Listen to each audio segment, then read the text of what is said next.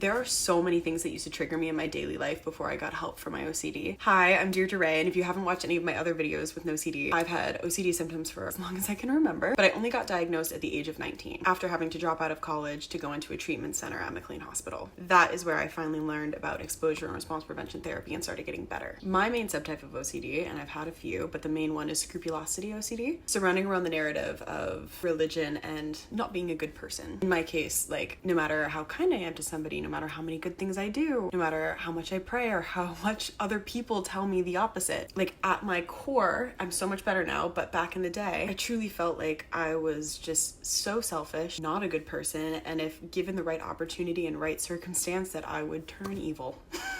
So yeah. But anyway, some things that used to trigger me religion-wise would be churches. Even though obviously churches in religion are technically good and safe, whenever I walked by one or went in one, I would be hit with this immense amount of anxiety because my thought process was, you better not think anything bad, do anything sinful, think anything sinful, bad words, language, bad religious things, you name it. I was terrified. And as we know, or if you don't know about the experiment about the white bear, they split the participants into two groups. One was told to specifically not think of a white bear, while the other group was not given any sort of like restriction. The group who was told to not think of a white bear ended up thinking of a white bear significantly a lot more than this other group. So this supports the idea that the harder you try to suppress a thought, the more likely it is to pop into your head, sometimes relentlessly. It's a great way, I think, to understand how OCD works. Trying to force away intrusive thoughts often makes them louder, not quieter. So obviously, walking by a church, I was thinking a bunch of blasphemy and terrified. It was the same thing when I would walk by a cemetery or would drive by a cemetery. If you're interested in watching another video that I did with OCD, I did exposure therapy in a cemetery for one of the videos on the YouTube and on the Instagram page. If you want to, you can go watch that. But whenever I would pass a cemetery, I would always hold my breath because my elementary school boyfriend told me that that's what he did to keep the spirits from getting inside of his body. Imagine, like, actually imagine telling somebody with OCD that. Well, thanks. I'll be sure to do that for the next 11 years of my life. Another thing that used to trigger me in my daily life, and honestly, this one's kind of random because it was never part of my main subtypes, which was like scrupulosity or like health OCD. But basically for 1 to 2 years, I didn't look at the sky. Especially in the evening. The TV was on one day and there was like a space documentary on, like an educational channel or something. I don't really remember, but what I do remember is that they were talking about black holes and what they were and what they could do. And after seeing that, I thought that a black hole was gonna suck up the world. I remember kind of hinting about the topic to my mom and she was just like, well, you wouldn't even know if it happened anyway. And it gave me relief for like 2 seconds. And then I was right back to ruminating. But you know what it's like when you're about to fall asleep and then you feel like you're free falling and you get that like jolt? Well, that is exactly how I would describe the feeling whenever a cloud went over the sun. Mind you, once again, I wasn't looking up at the sky. So whenever that happened, I would jolt, thinking that the world was about to be swallowed whole by a black hole. Honestly, though, daytime was not as bad as nighttime because I associated the night sky with more so with black holes because the sky was black. The stars made me spiral.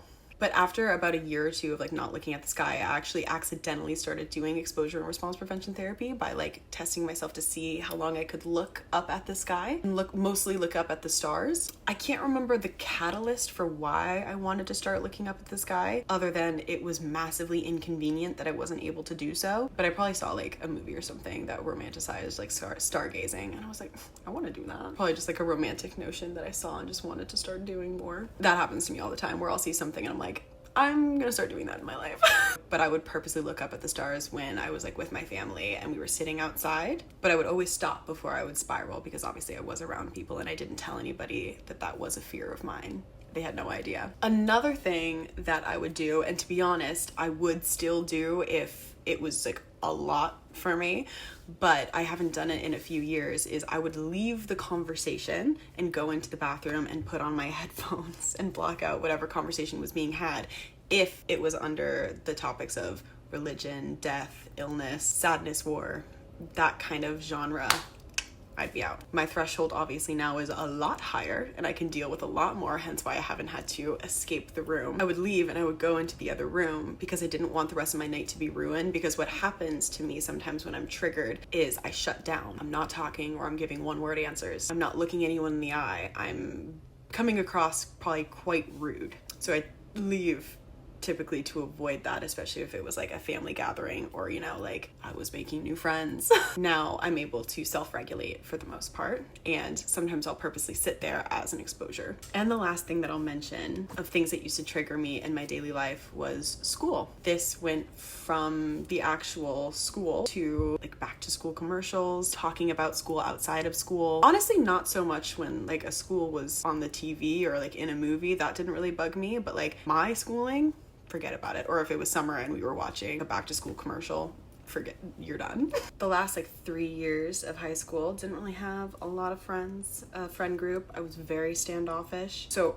I would do all of my homework in class because my OCD told me I was not allowed to touch my homework outside of school. Even if I had to do something, I would not touch it outside of school. After I showered and my backpack was placed in the closet and the door was shut, if I touched it, I'd need to wash my hands because school germs could not be on me while I was in the house, because then things would become emotionally contaminated. And when I emotionally contaminate something, whether that's like an object or a person, it feels dangerous. And sometimes if I touch it, for example, I'd get like, I call them phantom tingles on my arm, and I would get it until I would wash my hands or do some sort of compulsion or bump into somebody else. The reason I think that school was so contaminated for me is because I was so overwhelmed socially, academically, with my OCD, ADHD, processing disorder, anxiety, depression, eating disorders, you name it. School was just a lot. But anyway, those are some core triggers in my life that had such a massive impact on my daily or weekly life typically. I'm so happy to say that I go into churches and graveyards all the time now. I have very minimal anxiety, which is great. I don't know if I'll ever fully feel at ease in a cemetery or if I'll ever just go not as an exposure, but I'll always obviously keep trying. I got to the point where I was even able to sleep in front of a cemetery, which was an accident. I was never planning on doing that exposure, but I did it. I was able to do it, and I didn't ruin my mom and I's trip, which is huge because I've ruined quite a few vacations in my day because of my OCD. I also love going into old churches because I love the history elements. That's something that I kind of try to do more. I do go into churches all the time, sometimes as an exposure, and sometimes I genuinely do just go in because I just want to go in. It's really helped me to like find peace, especially with kind of like religion and stuff like that, and to more so focus on the good. 2 weekends ago, actually, I went into a church that had a cemetery beside it, so it's like 2 birds, 1 stone. And I honestly genuinely felt very comfortable for almost the entire time I was in there. A little off, but still for the most part, like I had a good time. That's huge. The more I've pushed myself, the bigger my world has become, the less I've been triggered, and the more I've been able to feel things that aren't just fear. If you are in that OCD fear cycle right now, or if you or somebody that you know is struggling with OCD, go to NOCD.com. All of their therapists are licensed and trained in OCD and exposure and response prevention therapy. Thank you so much for listening. I hope that you have a great day.